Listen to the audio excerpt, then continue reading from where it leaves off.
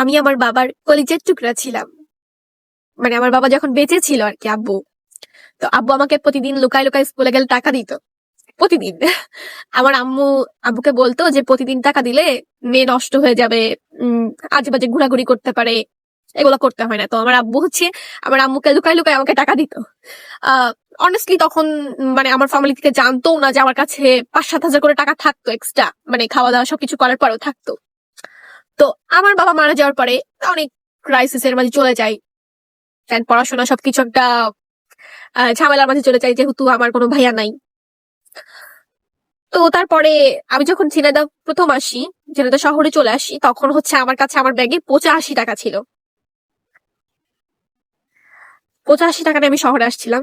তারপরে আলহামদুলিল্লাহ যে আমি এখানে আসার পরে আমাদের ফ্রিজ নষ্ট হয়ে গেছিল, আমি হচ্ছে 48 হাজার টাকা দিয়ে একটা ফ্রিজ কিনছি, আলহামদুলিল্লাহ। তারপর আমার ছোট ছোট যে শখ গুলা সেগুলো আমি পূরণ করছি। আহ মোটামুটি ভালো মন্দ খাইছি, ভালো ঘুরে বেড়াইছি। তার মাঝে এমনও দিন গিয়েছে যে আমি না খেয়েও থাকছি, অনেক কষ্ট হয়েছে আমার আম্মুকে নিয়ে, যেহেতু আমাকে দেখার মতো কেউ নাই আমার আম্মু ছাড়া।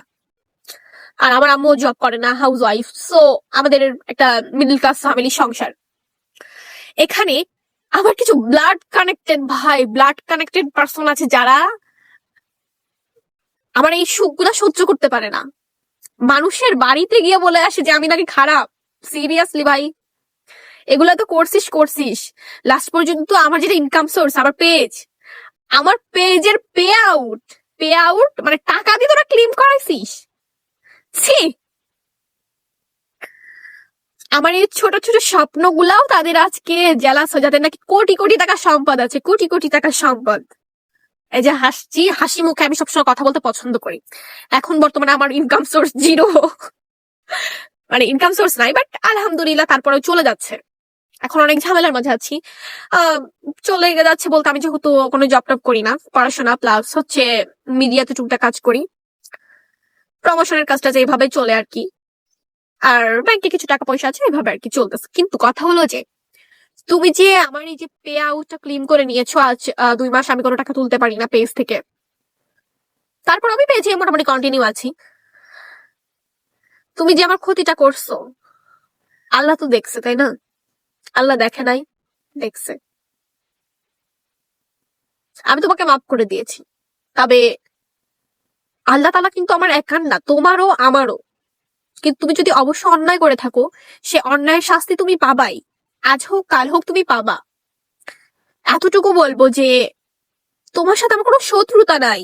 তুমি আমার এরকম কেন করলা? তুমি তো আমার রক্তের মানুষ, পর তো না, রক্তের মানুষ। তুমি এত বড় ক্ষতি কিভাবে করতে পারলা? যাই হোক, তোমাদের জন্য একটা কথা বলি যে আমি এখন থেকে পেজে অ্যাক্টিভ থাকবো না, পেজে ওভাবে অ্যাক্টিভ থাকবো না, ইউটিউবে কন্টিনিউ অ্যাক্টিভ থাকবো। এন্ড ইউটিউবে নতুন নতুন ভিডিও আসবে, আর আমি এখন থেকে ব্লগ ভিডিও বানাবো। তো তোমরা এখন ইউটিউব চ্যানেলটা সাবস্ক্রাইব করে আসো, Afifa Mustari. So bye bye. আর আমার জন্য সবাই দোয়া করবা। তোমাদের জন্য অনেক অনেক দোয়া এবং অনেক অনেক ভালোবাসা। আর আমার জন্য এইটুকু দোয়া করো যে আমি যেন মানুষের ভালোবাসা পাই অনেক। আমার এটার খুবই লোভ, আমি সবার ভালোবাসা পেতে চাই। So that's it.